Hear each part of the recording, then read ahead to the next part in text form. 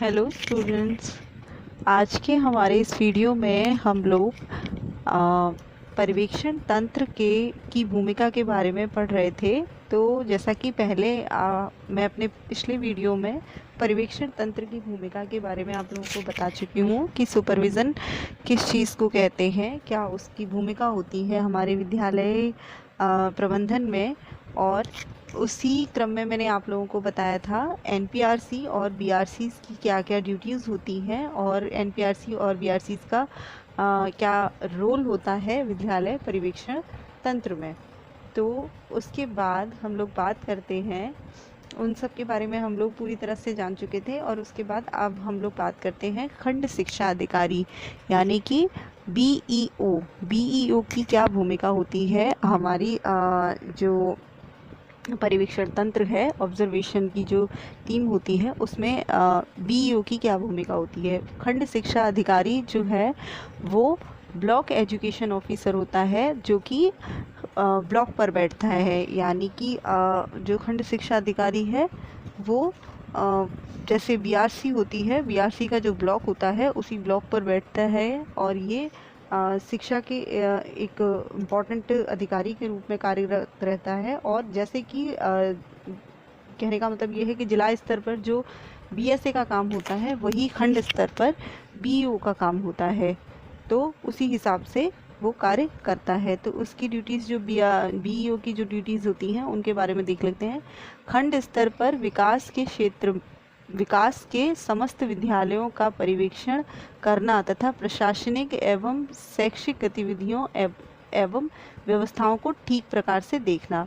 तो जो खंड शिक्षा अधिकारी का कार्य होता है, खंड स्तर के जितने भी विद्यालय होते हैं, ब्लॉक के जितने भी विद्यालय होते हैं, ब्लॉक के अंदर आने वाले जितने भी विद्यालय होते हैं, उन सभी का पर्यवेक्षण करता है तथा प्रशासनिक तथा शैक्षणिक गतिविधियों एवं जो व्यवस्थाएं होती हैं उन सभी व्यवस्थाओं को ठीक प्रकार से देखता है और उसका पर्यवेक्षण करता है, उसका अवलोकन करता है। तो ये सारा काम खंड शिक्षा अधिकारी के कार्य क्षेत्र के अंतर्गत आता है।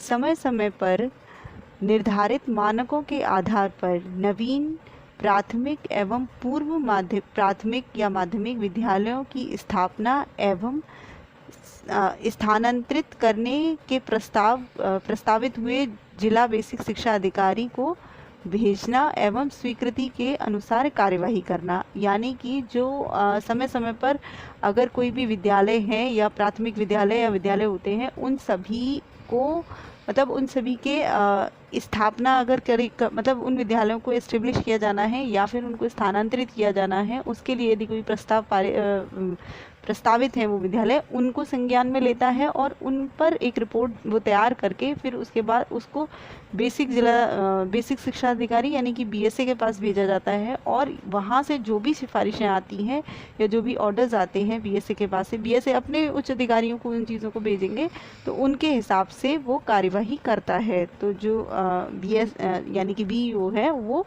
बीएसए के हिसाब से जो भी रिपोर्ट तैयार करते हैं विद्यालयों को देखकर कि हाँ इन विद्यालयों को नए जो प्रस्तावित हैं उन पर काम करना है या नहीं करना है, उनको बेसिक शिक्षा अधिकारी के पास रिपोर्ट को भेजा जाता है। फिर बेसिक अधिकारी जो भी अपना निर्णय लेते हैं उनके हिसाब से फिर बीईओ जो है वो कार्य करता है। ठीक है, ये भी उनके कार्य क्षेत्र के अंतर्गत आता है।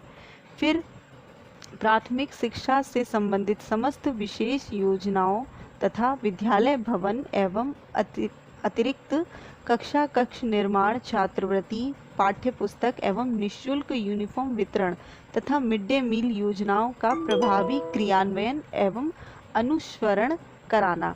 यानी कि जो बीएसए हैं उनका काम ये होगा कि जो भी विद्यालय में जो भी योजनाएं चल रही हैं, भवन निर्माण से रिलेटेड हो या किसी और काम से रिलेटेड हो या फिर कक्षा निर्माण से हो या छात्रवृत्ति से रिलेटेड हो, निःशुल्क यूनिफॉर्म वितरण से रिलेटेड हो या फिर मिड डे मील से रिलेटेड हो, उन क्रियाओं को प्रभावी रूप से क्रियान्वयन कराना और उन पर अपना संज्ञान लेना कि वो सही तरीके से चल रहे हैं प्रोग्राम्स या नहीं चल रहे हैं, उन सबको देखने का काम बीईओ का होता है।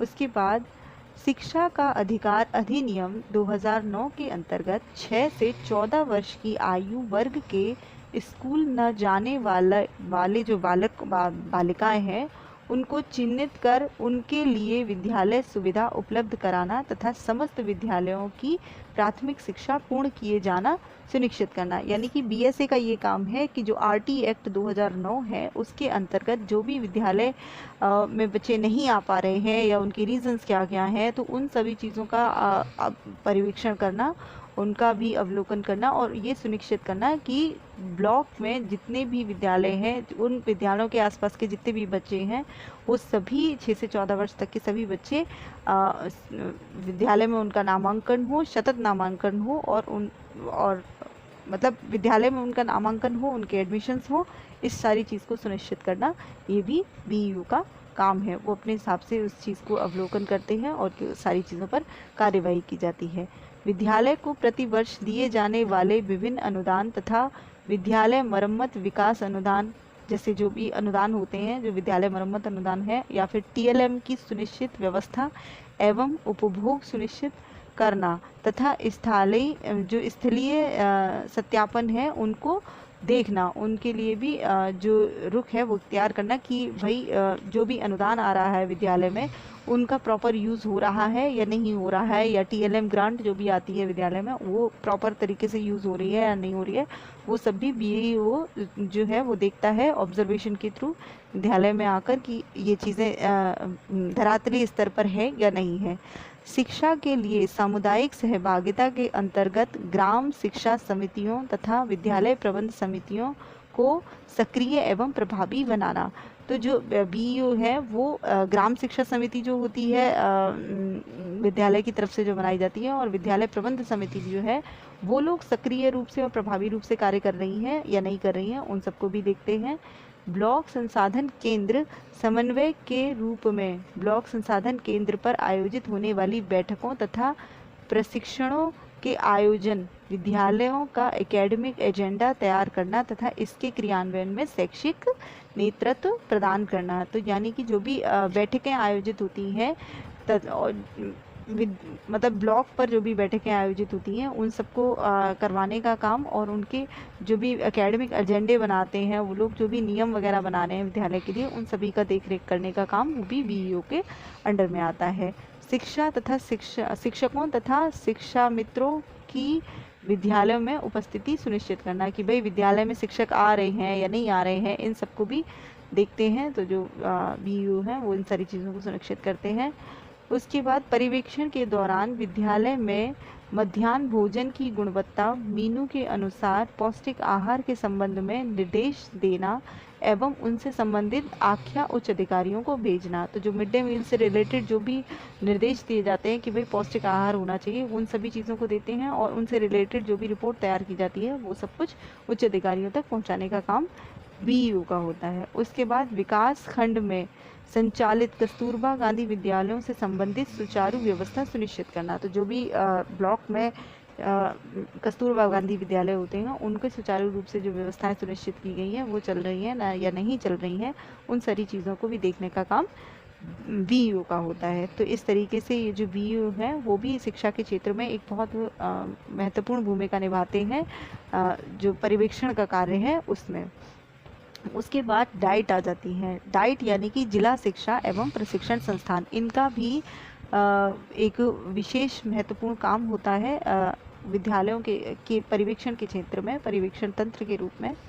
तो राष्ट्रीय शिक्षा नीति, इनकी जो ड्यूटीज़ हैं उनको देख लेते हैं। राष्ट्रीय शिक्षा नीति 1986 में प्राथमिक शिक्षा के सार्वभौमिकरण तथा निरक्षरता उन्मूलन के लक्ष्य को प्राप्त करने पर बल दिया गया तथा उक्त के लिए आलोक में भारत सरकार की पहल और सहयोग से जनपदों में डाइट्स की स्थापना की गई। यानी कि जो डाइट है वो 1986 में सरकार की मदद से, भारत सरकार की मदद से सर्व शिक्षा के सार्वभौमिकरण और निरक्षरता उन्मूलन के लिए डाइट्स का निर्माण किया गया था। तो उस समय 1986 के बाद ही हमारे जनपद लेवल पर डाइट्स बनी थी। तो ये जो डाइट होती है ये जनपद स्तर पर कार्यरत रहती हैं और ये प्राथमिक शिक्षा से जुड़ी हुई संस्थाएं हैं।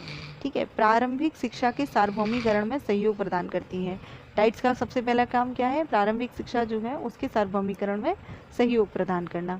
विद्यालयों की ठहराव क्षमता में वृद्धि करना। तो जो विद्यालय हैं उनकी जो क्षमताएं हैं कि भाई डेवलपमेंट ज़्यादा से ज़्यादा हो, उन सारी चीज़ों में वृद्धि करने का काम डाइट्स का होता है कि वो लोग ये चीज़ें देखते हैं कि विद्यालय की क्षमताएं विकसित हैं या नहीं है, या अगर उनमें कोई दिक्कत है तो उन सारी चीज़ों पे वो अपनी पहली नज़र रखती है, उनको देखती है।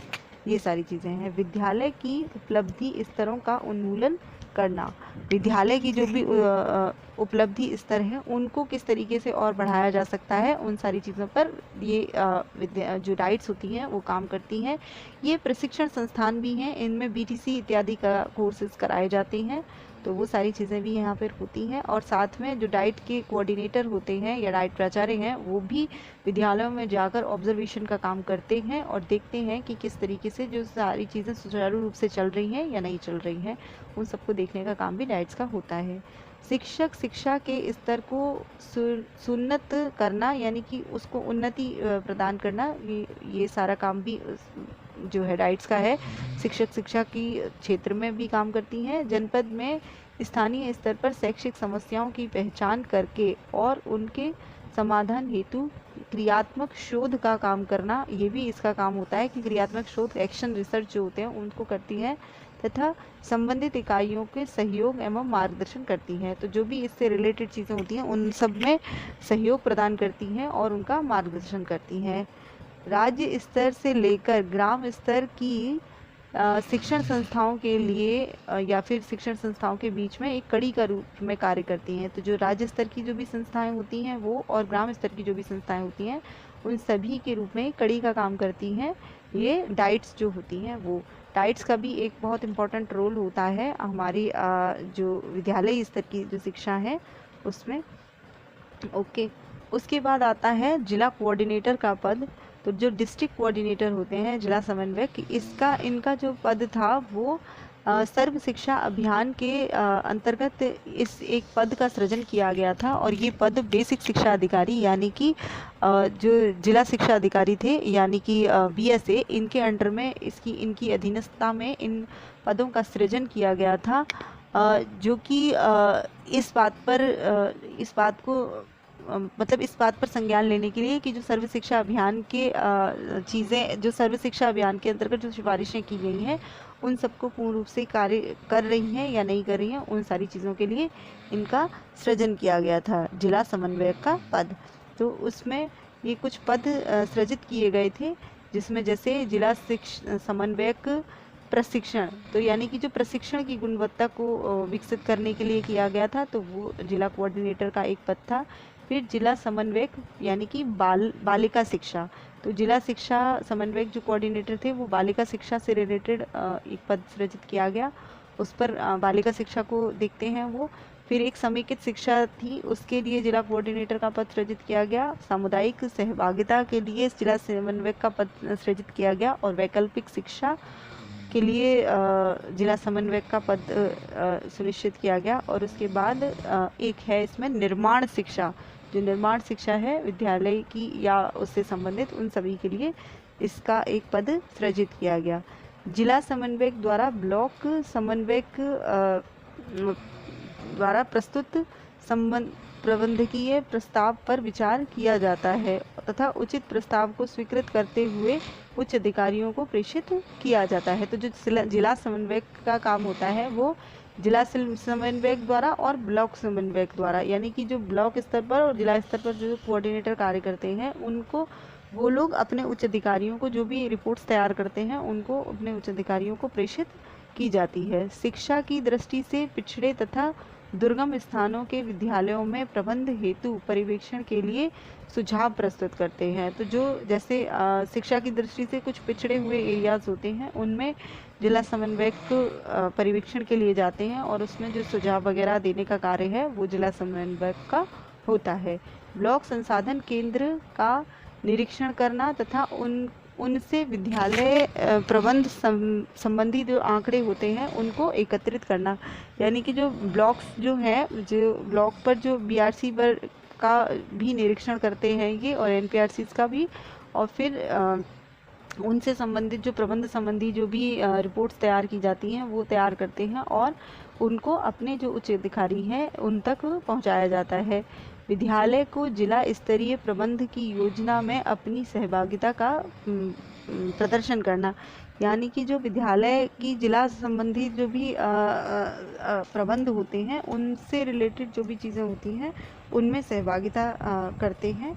तो ये सारे जिला जो डिस्ट्रिक्ट कोऑर्डिनेटर के काम हैं, ये वो सारे के सारे काम ये जो डिस्ट्रिक्ट कोऑर्डिनेटर होते हैं उनके होते हैं। उसके बाद एक इसमें विशेष पद आता है बीएसए का, यानी कि बेसिक शिक्षा अधिकारी। ये सर्वोच्च अधिकारी होता है एक तरीके से डिस्ट्रिक्ट लेवल पर। तो जो जिला स्तर पे सर्वोच्च अधिकारी होते हैं, ये एक प्रशासनिक अधिकारी है।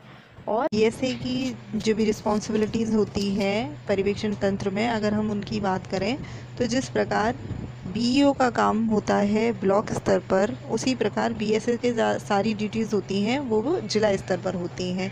बीएसए एक प्रशासनिक अधिकारी होता है और इसकी जो ड्यूटीज़ होती हैं वो सर्वोच्च, एक तरीके से जो बीएसए है वो सर्वोच्च अधिकारी होता है शिक्षा के क्षेत्र में, वो भी जिला स्तर पर।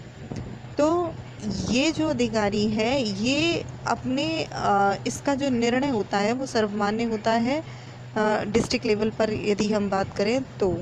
और इसमें इसकी जो ड्यूटीज़ होती हैं उनमें भी बहुत मतलब अहम ड्यूटीज़ होती हैं इसका जो इनकी जो ड्यूटीज़ होती हैं, जैसे बेसिक शिक्षा परिषद से सीधा संबंध होता है बेसिक शिक्षा अधिकारी का। और बेसिक शिक्षा अधिकारी जो है वो डायरेक्ट उसका संबंध होता है हमारे शिक्षा मंत्रालय से, ये चीज़ कह सकते हैं। और वहीं से ड्यूटीज़ आती हैं और विद्यालय स्तर तक पहुंचाने का जितना भी एक चेन है उसमें सर्वोच्च कड़ी के रूप में कार्य करता है बीएसए। तो यदि हम बात करें तो बीएसए का जो निर्णय है वो सर्वमान्य और सर्व स्वीकृत किया जाता है।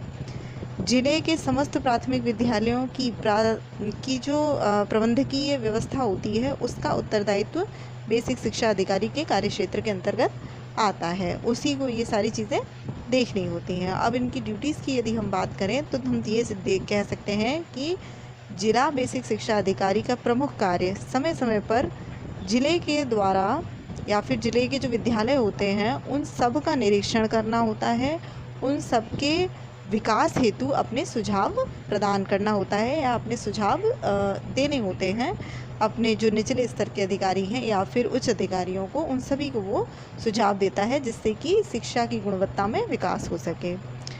और उसकी और ड्यूटीज़ की हम बात करें तो विद्यालयों के भौतिक जो संसाधन हैं उनकी उपलब्धता और उनकी पर्याप्तता का आंकलन करता है कि विद्यालय में जितने भी भौतिक संसाधन हैं वो हैं या नहीं है, उनकी उपलब्धता कितनी है, उनका आंकलन करना और कितनी उसमें रिक्वायरमेंट है, कितनी रिक्वायरमेंट नहीं है, अननेसेसरी तो नहीं है, इन सारी चीज़ों की जानकारी रखना, ये सब कुछ भी बेसिक शिक्षा अधिकारी के कार्य क्षेत्र के अंतर्गत आता है। नेक्स्ट है इसमें जिले में नवीन विद्यालयों की स्थापनाओं का प्रस्ताव सरकार को भेजना। तो जिले में यदि जितने भी नवीन विद्यालय वगैरह खोलने हैं तो इन सभी की वो एक रिपोर्ट तैयार कराएंगे अपने जो अधीनस्थ अधिकारी हैं उनके द्वारा, और फिर उन सब को अपने उन सब पर संज्ञान लेने के बाद वो उन सारी चीज़ों का प्रस्ताव पारित कराता है गवर्नमेंट के द्वारा कि भाई ज़िले में और विद्यालयों की रिक्वायरमेंट है कि और खुलने चाहिए, तो उसके लिए वो प्रस्ताव पारित कराते हैं। तो सरकार द्वारा अपनी सूचनाओं को भेजते हैं, उसके बाद वहाँ से जो भी कार्यवाही होगी वो सारी सब कुछ इन्हीं के कार्य क्षेत्र के अंतर्गत आती है। नेक्स्ट है जिला बेसिक शिक्षा अधिकारी द्वारा जिले के सभी या फिर किसी भी विद्यालय में रिक्त पदों का ब्यौरा वगैरह सब कुछ लिया जाता है, और ब्यौरा लेने के बाद जो रिक्त पद हैं उनके लिए ज्ञापन भी जारी किया जाएगा। यानी कि जितनी भी विद्यालयों में जो भी रिक्त पद हैं या फिर हैं नीड है विद्यालय में, या आप ये कह सकते हो कि भाई विद्यालय में टीचर्स की वैकेंसीज जो भी हैं उनको उन पर संज्ञान लेना और फिर उन रिक्त पदों के लिए ज्ञापन भी जारी करना, तो ये सारा काम बीएसए के अंडर में आता है। ठीक है। उसके बाद जिला बेसिक शिक्षा अधिकारी द्वारा अपने अधीनस्थों के कार्यों की जांच की जाती है ताकि जिले में शिक्षा की गुणवत्ता को बनाए रखा जा सके। बेसिक शिक्षा अधिकारी का ये भी काम है कि वो अपने अधीनस्थों की जांच करे, उन्हें देखे कि काम सही तरीके से हो रहे हैं या नहीं हो रहे हैं। तो वो भी इसलिए ताकि जो शिक्षा की गुणवत्ता है उसको अच्छे से विकसित किया जा सके, उसकी गुणवत्ता का ध्यान रखा जा सके। तो ये सारे काम बेसिक शिक्षा अधिकारी के कार्यक्षेत्र के अंतर्गत आते हैं।